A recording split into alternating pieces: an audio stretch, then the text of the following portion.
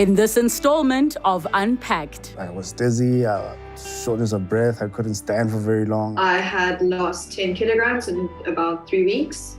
We got the results, found out that it was diabetes. You're going to be doing this every single day for the rest of your life. You do what you have to live. Yeah. It's not easy, but it's not that difficult.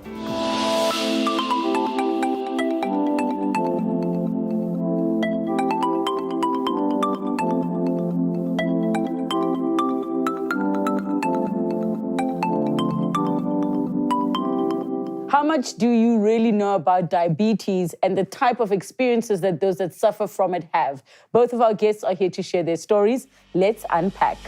Comedian Relebogile Mabotja, affectionately known as TT, is known for his unique brand of observational comedy, leaving audiences in stitches. However, behind the curtains, not everything has been funny since being diagnosed with diabetes. It was during the time of the World Cup that then 16-year-old Kirsten de Klerk was diagnosed with diabetes. After her own journey with the condition, she has since founded an organization that advocates for those living with the condition. They're both here to share their story. Let's unpack. Titi, welcome to the show. Thank you so much for joining us. Thank you so much for having me. Joining us via VideoCon is Kirsten. Kirsten, welcome to the show. Hi there, thanks for having me. All right, so Titi, you are you were diagnosed with diabetes type 1. Take me back to what life was like prior to your diagnosis, building up to the diagnosis. Pretty much like a normal childhood, I was diagnosed when I was 21. So before that, it's just a normal life that you're partying, you're still, in your young years, so there's a lot of partying, there's a lot of going out, there's a lot of socializing. And but medically, there was nothing out of the ordinary for the most part. Yeah, there was nothing extraordinary. Like, I was never a sickly person. Like, yes. You know what I mean? So next I doctoring hanchi, I didn't have any sort of problems or anything of that sort. So, yeah, when it did come, it was, hey, man, it was, Came hard. Yeah, it came really hard. Talk me through what the first signs were.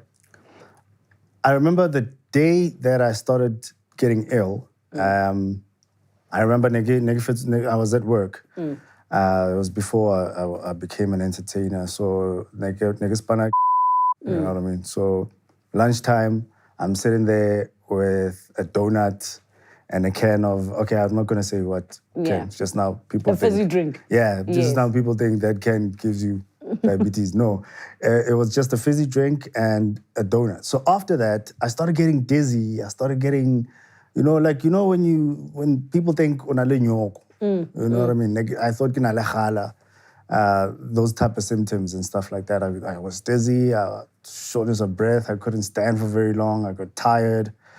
So I went home. The next day, I think about a week, that whole week. They thought so my mom would bring me Coke to say, because my stomach was also running. So she thought, no Coke, it'll stop your... Yeah. What do you do the remedies of mama? But it was actually making it worse, So, but I went to the doctor after 3 days. They took a couple of blood tests, lost a lot of weight. I thought and we didn't know what it was. So, wow. As usual. Right? It wasn't the doctor though who said, your diagnosis is buloy. Yes. You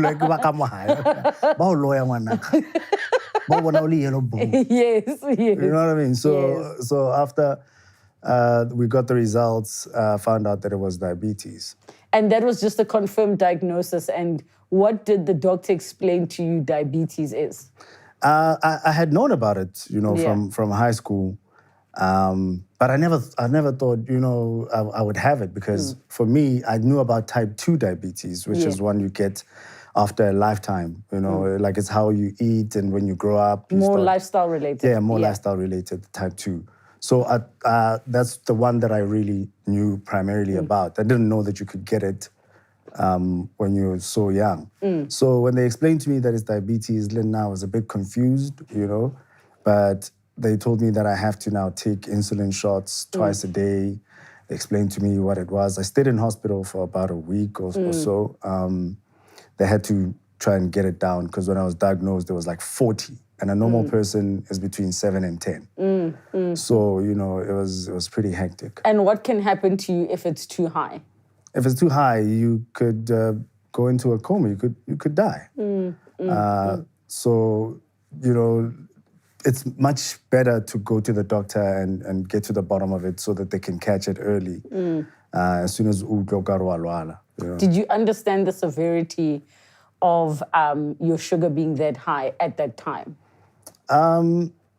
At the time, I didn't until they explained to me, you know, we need to get it down, we need to balance it out and whatnot. I had no idea what was happening with me. You know what I mean? I just thought, I know Gavai. Yeah. What else did they tell you just in terms of what a diagnosis means?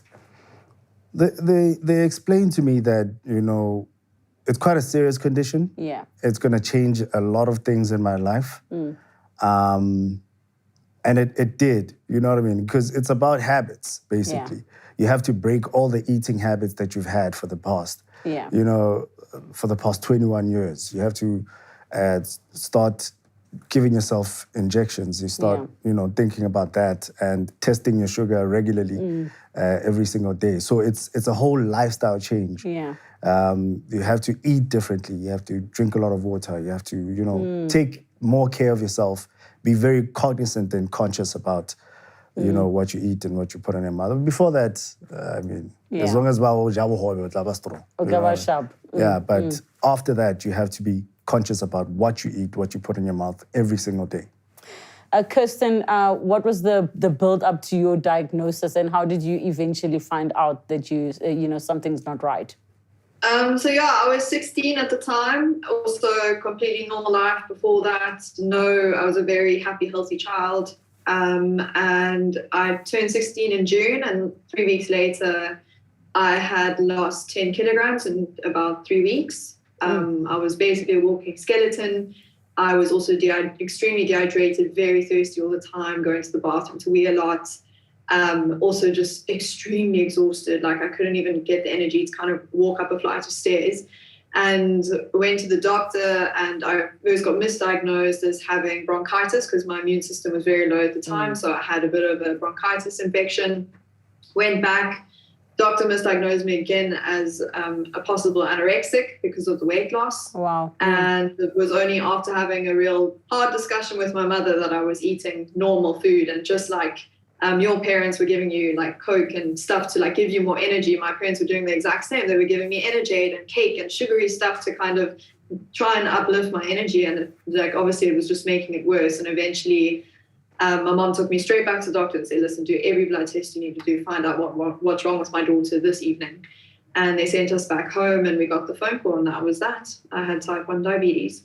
And what was your understanding at the time? Because you were still a teenager, you were 16, correct? Yes, I was 16, and to be honest, I remember one occasion in my lifetime where I was at a restaurant and I saw a man injecting, and I thought it was the weirdest thing, and I thought it was so like, oh, why is he doing that in the restaurant kind of thing. And I remember I was still on the way to the doctor that night after my diagnosis, and I was Googling, am I going to die if I have diabetes? And I remember the most shocking results coming up, like leg amputation, kidney failure, heart disease, blindness, all these things. And I was like, what?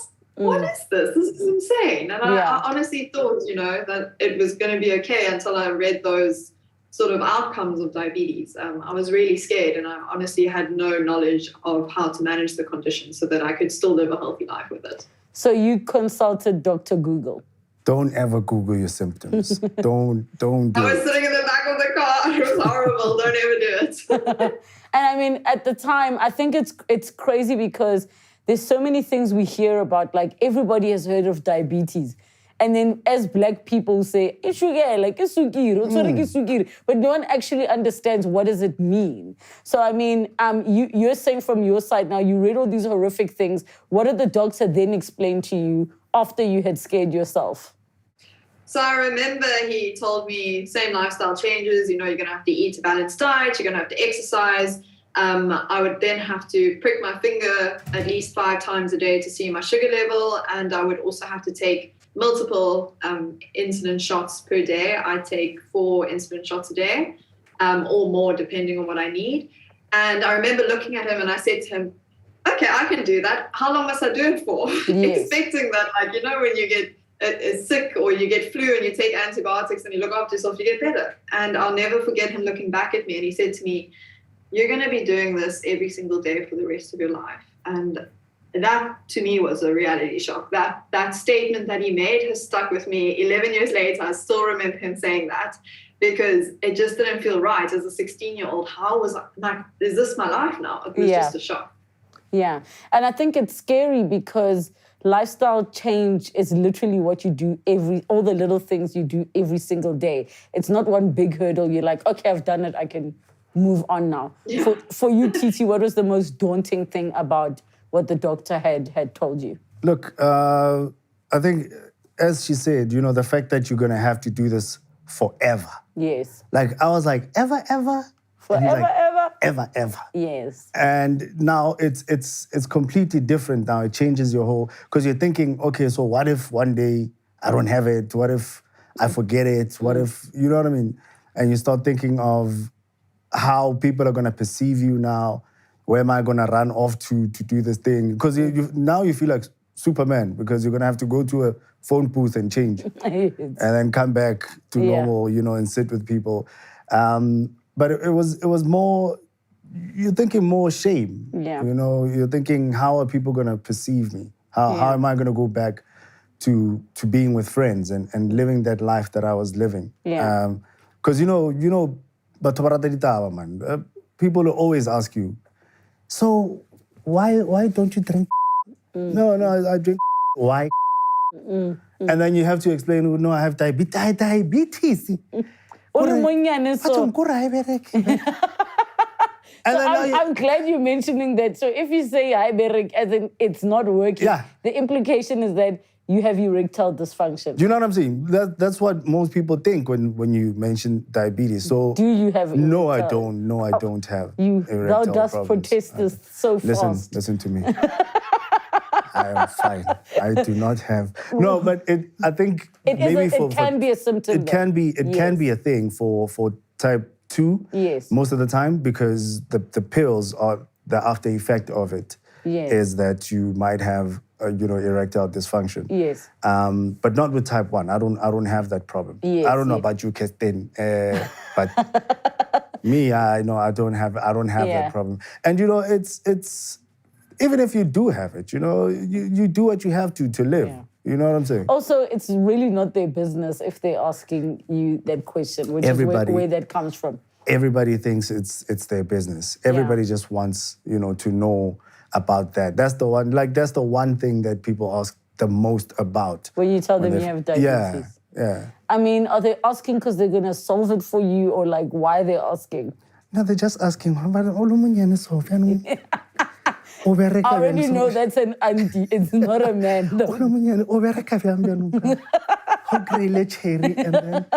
Like everybody wants to know. That's the one thing that they want to know. And if we would just educate ourselves, we'd know a little bit more about it. It's not like everybody who has diabetes has that. You have to take care of yourself, obviously. Yeah. If you're not taking care of yourself, you're going to have problems. Kirsten, what was some of so now you've gone to the doctor, they've explained, and they're like, this is forever. And they explained the lifestyle change. Did your family jump on board and everybody's like, cool, we're doing this, we're with you? Yeah, so I think the one benefit of being diagnosed at 16 was that I was still in school, so I still had a very routine life. So it was a lot easier to one thing I changed was eating dinner earlier. So we changed our eating time from 6 to 7, just so that you make sure that your sugar levels are stable before bedtime. So my whole entire family obviously jumped on the bandwagon. We started eating a more balanced diet. School was also very supportive. So were my friends. They all learned how to, prick my finger, what each blood sugar reading meant. They would take notes for me in class if I had to eat a snack or eat or do anything like that. So, it was a lot easier to actually adjust to in that sort of routine environment. Whereas I feel that at the age of 21 is when I struggled the most, because now you're meeting a whole bunch of new people. You're in a completely different environment. It's not the sort of friends that are there with you when you were younger. So now you're meeting new people and you don't want to really burden them with your diabetes. So you actually just keep quiet and you kind of carry this and you by yourself. I mean, those were my worst years, was in college, where I was solely responsible for my diabetes. No one really knew about it except for me. Is there a reason that you didn't feel comfortable sharing with people? I think for me, it was just that a lot of people are going through their own changes in that time in their life, going to college, you're meeting new friends, you're figuring yourself out as a person, you're really growing in those years. And for me, I just felt like, everyone else is dealing with their own problems. I'm just going to keep on keeping on and just keep it to myself. I did have my friends from school that I still spoke to from time to time, but they were also on their own journey, and it was the same with my family. I was spending more time away from home. I wasn't at home often enough. So I just felt like it just wasn't the environment. It's the fun years of your life, not to talk about your diabetes burden and what you're feeling. Yeah. Plus the fact that people don't really care about diabetes. Like, people don't care. They don't. When is diabetes day? So they may buy. No one cares. I don't know when diabetes day is. But that's not the point. The point is, most people don't really care about diabetes. If you had cancer, or if you had... Can I ask, is it because of the fact that the illnesses that people are so concerned about are either very contagious? Obviously, COVID is the one we're all worried about because it's highly contagious. Or is it because of the terminal aspect, which is like how easy it is to die, and people just think you'll drink pills or you'll take your injection, you'll be fine? I think it's a combination of both, but also the fact that it's mostly elderly people who have diabetes. Of which both of you are not elderly. Yeah, so you don't really get people that your age that care about, you can't eat a cookie? What are you talking about? You know what I mean? Like, they don't really care what you're eating every single day and how your life is, how you're struggling with sugar levels and how you wake up in the middle of the night because your sugar's low and you have to eat something. And, all of that. People are facing their own problems. And especially at that age when you're just, young enough and you're starting to figure yourself out, we're all trying to get our lives together. You know what I'm saying? We're all trying to balance out things. And now you expect people to care about you pricking your finger. Chief, please. Look, I think if you're not directly affected, then maybe it's not a biggie to, the general public. Even for me to be listening to the both of you as type 1 diabetics, my father is a type 2 diabetic. My mom's mom was a type 2 diabetic. Both came on later in life. And obviously we had to be cognizant of that, had to be like, Dad, you can't have that drink. We all know what's going to happen. And then my mom changing the diet in the house when we were in school and how we all had to, make those lifestyle changes. But if it's not happening in your household, you are correct. You don't really, worry about... Exactly, because already young people and young guys like myself, already they don't care about their own health. Yeah. How do you expect them to say, Chief, don't drink, put the down. Hey, why? Even alcohol. Don't drink alcohol because it can be high in sugar. Yeah, dude, they're like, dude, drink. Have a hangover the next day with lava sharp. You know what I'm saying? Drink some water the next day with lava wet. But for you, it's more, more damaging. You know what I'm saying? And it takes a lot more. You have to know that you're drinking no sugary drinks. Zero, light beer. The zero of whatever, zero sugar and all those things. You know what I mean? You have to drink whiskeys, mix them with water. Not, you know what I mean? There's a lot of rules that's why I left that whole thing. Because there's now rules and regulations, and I'm already struggling with other stuff. So I cut that part out. Rather cut it out. But it takes a while. Kirsten, from your side, what is the hardest part you would say of being a diabetic, just in terms of the day-to-day? What has been the hardest struggle for you? I think for me, 100% trying to manage the blood glucose levels. A lot of people that are not educated about type 1 diabetes specifically don't realize that there are up to 42 factors that affect your sugar levels. So no, it's not just exercise, food, and taking your insulin. it actually includes something like the sun. If the sun is too hot that day, my sugar levels drop. If I go in hot water, my sugar levels drop. If I'm stressed, my sugar levels spike. Different types of exercise also affect that sugar level.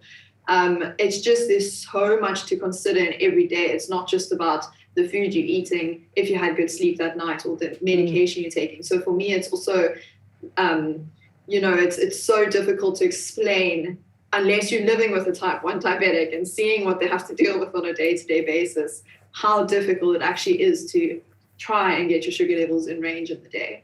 I think that's been the hardest thing for me.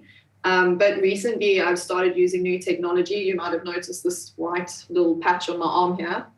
And this enables me to check my blood glucose level basically 24 hours a day. I don't have to prick my finger anymore. And that has been a huge help in trying to manage those blood glucose levels. And I think that's the beautiful thing about technology is like, we're talking about pricking yourself like it's nothing, whereas some people have serious fears of needles. For them to have to be doing that 4 times a day, maybe to inject insulin, and then to be pricking yourself multiple times to get a glucose reading, it's a big deal. No, it's crazy. This technology, and that's almost my dream. I've actually just started working full-time in diabetes advocacy to try and get, so diabetic South Africans better access to technology like this, because it's completely changed my relationship with diabetes, and I believe everyone should have. TT, and I mean, from your side, how do you manage the day-to-day? Do you have technology supporting you? How is it that you get through? Technology. You don't have to, you're stuck with the needle.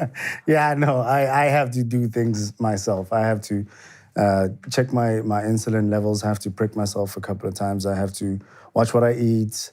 There's a lot of factors that come into play, as she explained. Just generally the most difficult thing, though, is what I eat. Because you'd be surprised at how many sweet things are out there. You know what I mean? Like how many things have include sugar in them. Even savory products. Like, and the thing about food is that the more they tell you not to eat something, you gotta get them more. Don't think about red. What's the first thing? Red. Thank you. Yeah. That's like the more you're supposed to think about what you eat every single day. But it's easier if you for me, it's been 13 years this year.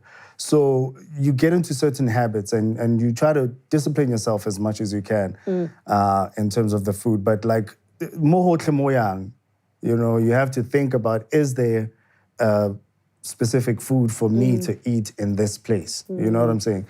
You can't just walk around and just eat whatever is there, So were you happy with the sugar tax and how so many of the products that are available in our grocery stores have actually changed the amount of sugar in them? And obviously to the mass production, myself included, complaining about some of the things not tasting the same.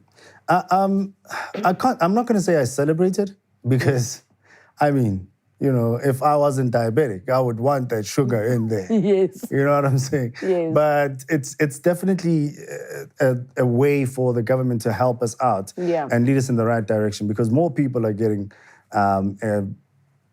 diagnosed with it, and it's becoming a bigger problem, for the general public. So it's always good when they try to cut down and try to make regulations and rules and so on and so forth.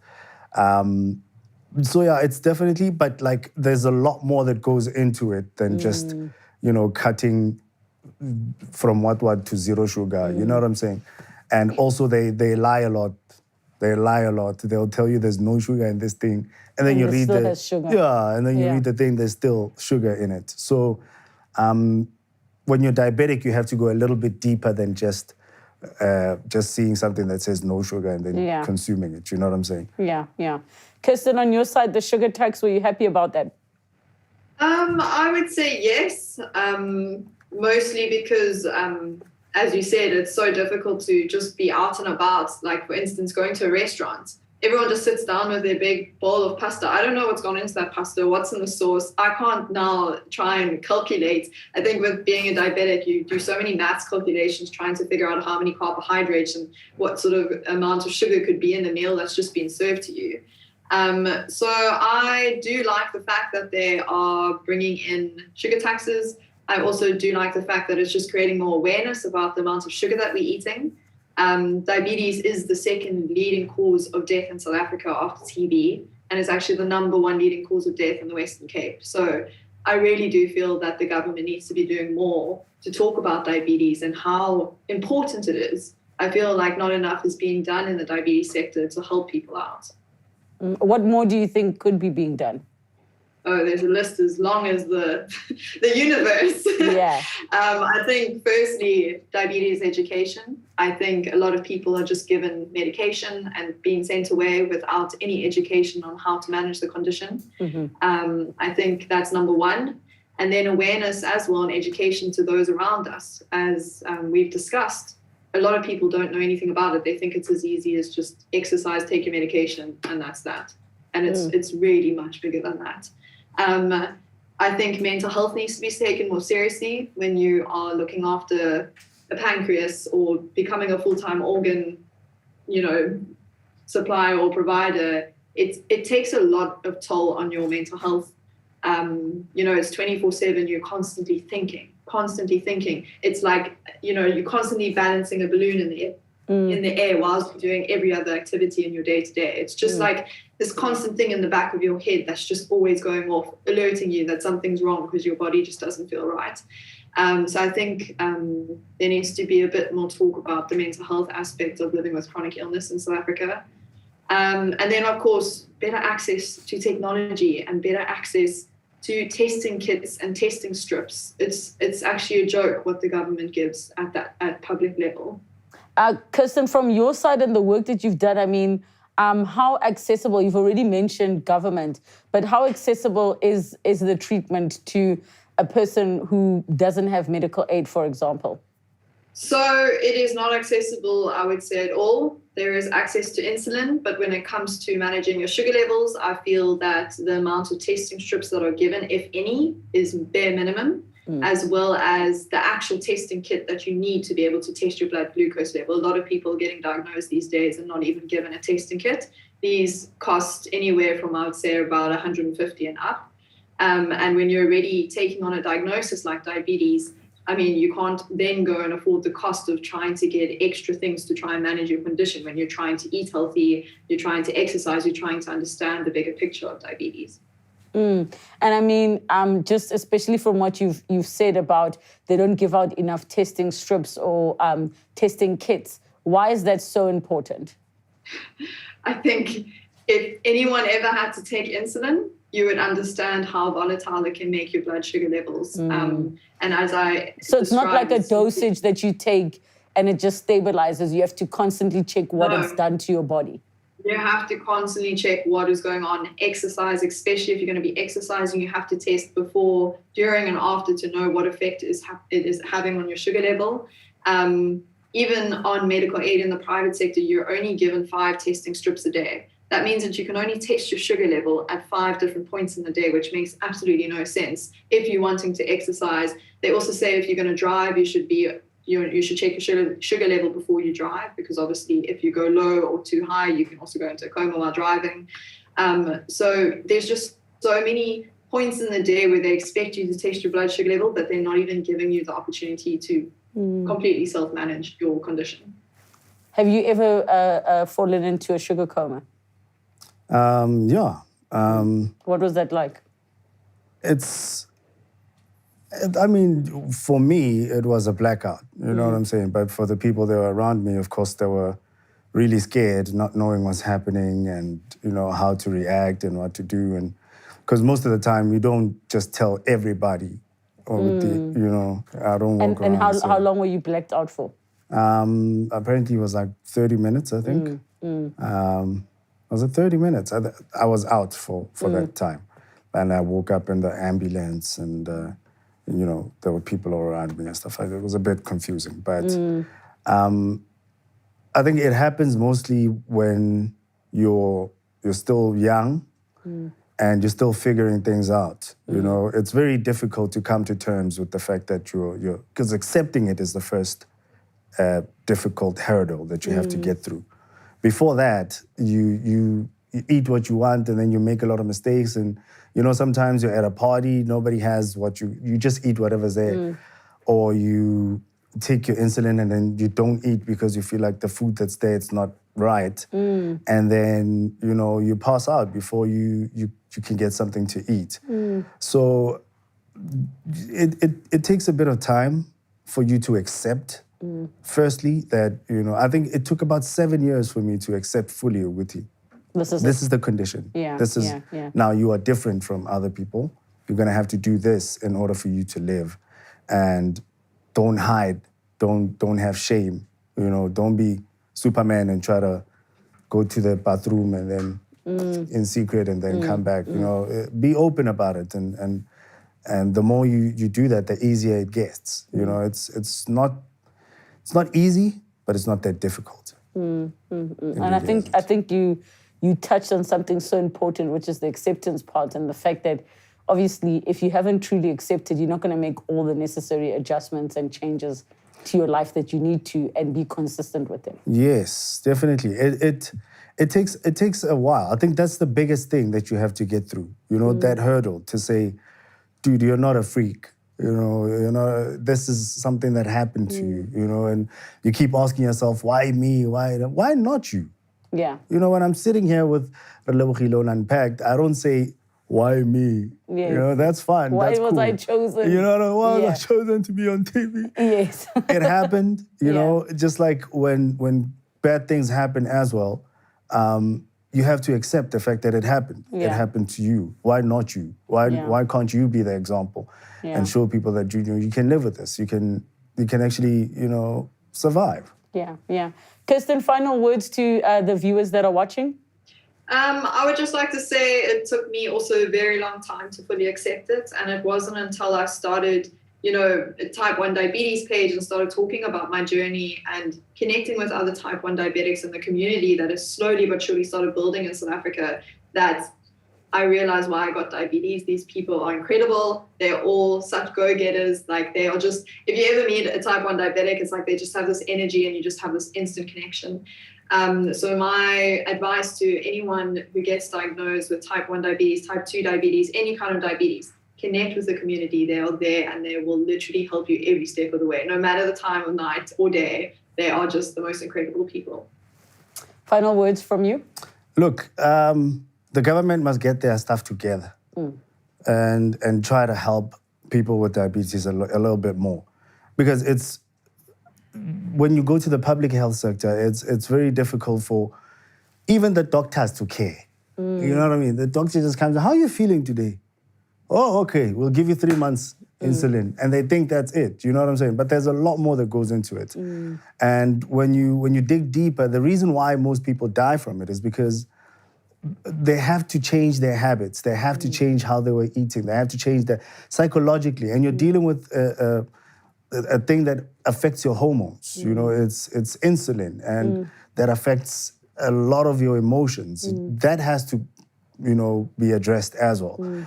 And also, that could help a little bit more with how people eat that have diabetes. Like give them some food packs or something of that sort. Or because I can imagine if you're an elderly person and you have no access to the right kind of diet. So you're going to keep eating what you were eating all those years. O tlo ja dipapa, le gravy, le roiko, you know what I mean?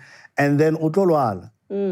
And you're not going to live for very long, you know what I mean? But if it's something that's also incorporated with your medication to say, see a dietitian, see what you can, what kind of packs they can provide for people that are disadvantaged. Do you know also, what I'm saying? education just about the exercise and the kind of exercise that you should be doing. Yeah. Because when I'm saying what is one idea exercise, I do not live. More let's think when I'm broad daylight, got 12 midday, because I have diabetes. You know what I mean? So you need to know these things, and it's such a complex illness that needs to be put under the light by the government to say, we understand that it's not just take your medication and go. There's a lot of things that go into it, and try to help people in that way. But if you're a diabetic and you're watching this, man, do what you got to do. It's not easy, but it's not that difficult. Titi, thank you so much for joining us. Kirsten, thank you so much for joining us and for coming here and sharing both of your stories. I really appreciate your openness and also just you being so real about what you've gone through, that, yes, we could make light of some of these moments, but diabetes is actually quite serious. Yeah, and thank you for caring, man. You know, not a lot of... Who said I care? I'm joking. Of course I do. Yes. Yeah, but you know, for you to bring us here, that means you do care and you're getting the message out there. Thank you, Kirsten, for sharing your story as well. Yeah, thank you so much. I can't wait to connect more. I'd love to hear more about your journey as well. Thank you, guys. # Unpacked with Relebogile. Talk to us on the socials. Yes, we hear about diabetes. And no, guys, it's not sukiri. It isn't sukiri. It's not ishugela. It actually is diabetes. And I think one of the takeaways I'm taking from this is that maybe people don't care if it doesn't affect them directly. And maybe from today, let's take a bit of that opportunity to create a bit of awareness by just getting ourselves informed, because you also might be around somebody that's in trouble and you can recognize how it is you can help them if it is not you who needs the help yourself. Thank you so much for joining us. Chat to us on the socials. Have a good night. Next time on Unpacked. You feel like if I don't have that, then I am not. You know, I'm not pretty enough. As a 6-year-old, it's a completely different perspective. Essentially, I went to school one day and I had hair, and the next day I went to school with no hair. There's a part of you that maybe hopes that there's a chance that I can bounce back from this.